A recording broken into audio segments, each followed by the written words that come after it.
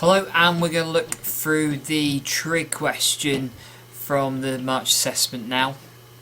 Okay, now what I would recommend, this is question 5 from the C2 paper, so what I'd recommend doing is having that paper out in front of you so you can see the diagram, you can see the whole question at once. So we're given this diagram, and then we're given the following information. If you want to pause it and read through it yourself, I'll let you do that now. Or if you've got it in front of you, you can read it on your paper there. The first task that we're given is to find the area in centimetres squared of the sector BDE. So that's not a triangle, a sector of a circle. You're told in the question at the beginning that BDE is the sector of a circle. So let's look at the diagram again. So the bit we're trying to find is the bit in the middle, okay? And just to say one more time, that's the sector of a circle, not a triangle. Now, because this is in the angle given there is in radians, you can just go ahead and use the following formula. Area of a sector is half r squared theta when the angle theta is measured in radians. Okay, make sure you learn that formula. That's just good revision to learn that formula.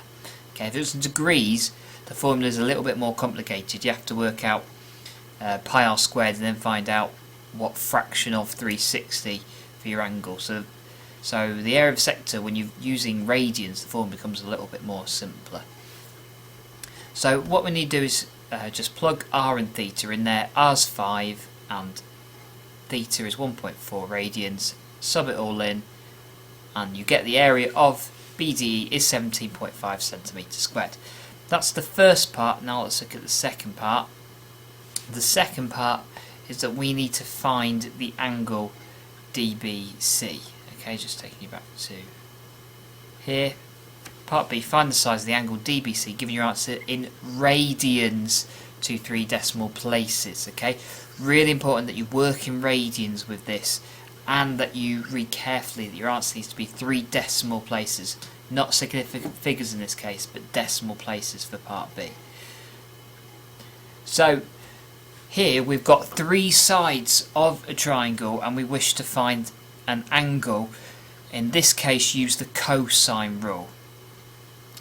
So B, we're going to let be 5, C is going to be 7.5, and the angle A is what we're trying to find, okay?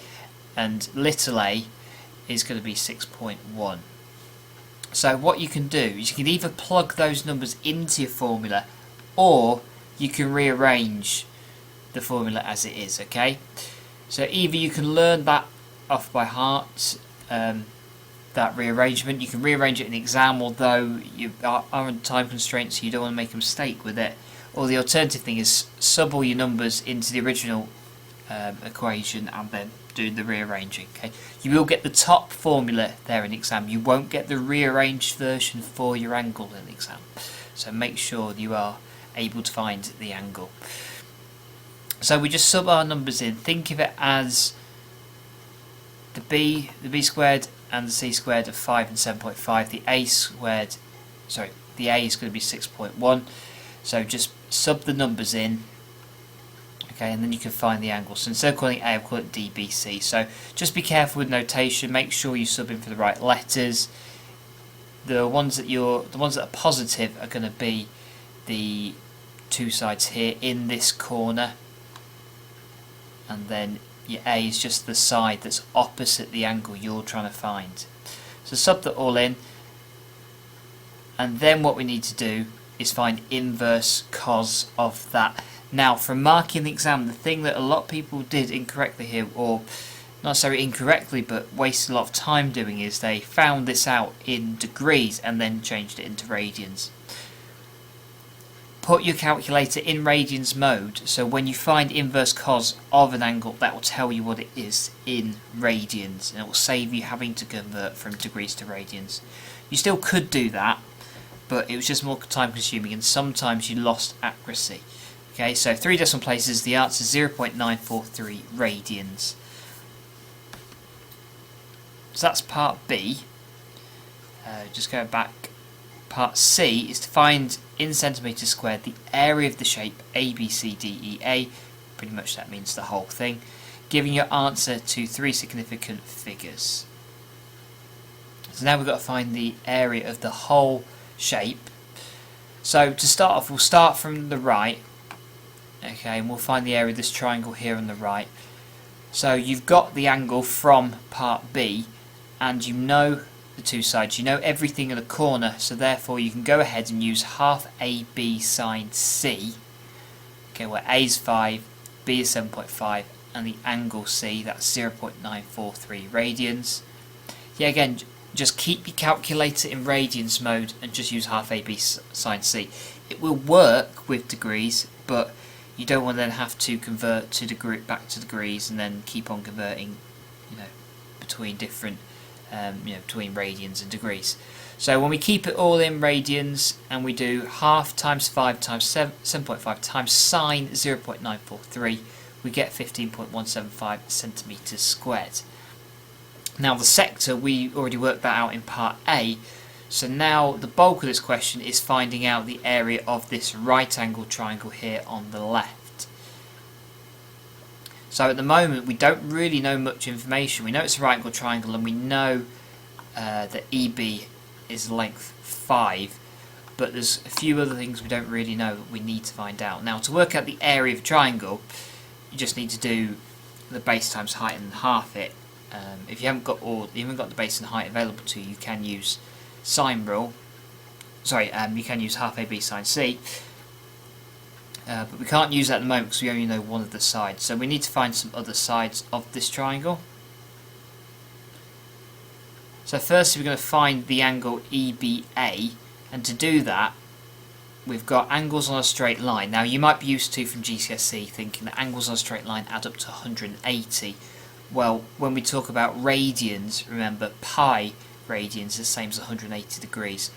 So you know EBD is 1.4, and you've just found out in part B that DBC is 0.943. So you can add that together and take that away from pi, and you get that this angle here in radians is 0.7986. So what we need to do next is work out the base and the height of this triangle, and then we can just use half base times height. So to work out AB, this is just simple SOHCAHTOA from GCSE. Okay, so in this case we know the hypotenuse, we want to find the adjacent side. Okay, AB is the adjacent side, and we know the angle there, 0.943. So what we're going to do is we're going to use cosine. So that would be cosine equals the adjacent, which we don't know, divided by the hypotenuse, which is 5. Rearranging that, we can just find that AB is 5 multiplied by cos 0.7986. Okay, and that just gives us 3.4486. So that's centimetres. So that is the length of our base. And then for working out AE, well, you still know the hypotenuse and you know that angle there where my mouse is at the moment. What we then need to do is find the opposite side. So there we're going to use sine. So sine equals opposite over hypotenuse. Multiply through by the hypotenuse of 5, and we find that AE is 5 times sine 0.7986, which gives us 3.5819 centimetres. So we've got the base and we've got the height now. All we simply need to do is just do half base times height, and that gives 6.24 centimetres squared. Okay, you can put the units down, I'm just leaving it to the end to put my units. So now I know the area of the scalene triangle on the right, I know the area of the sector, and I've just found out the area of the right angle triangle on the left.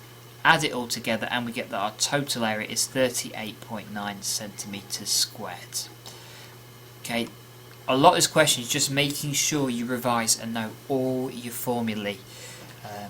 Once you know the formulae and you've had a lot of practice at these questions, they do become easier. But I do appreciate there's quite a lot of information to digest, but just think about what information you have, what formulas that you have that you might be able to use, and just process all the information and think about what you might have been asked to do in previous parts of the questions and use that.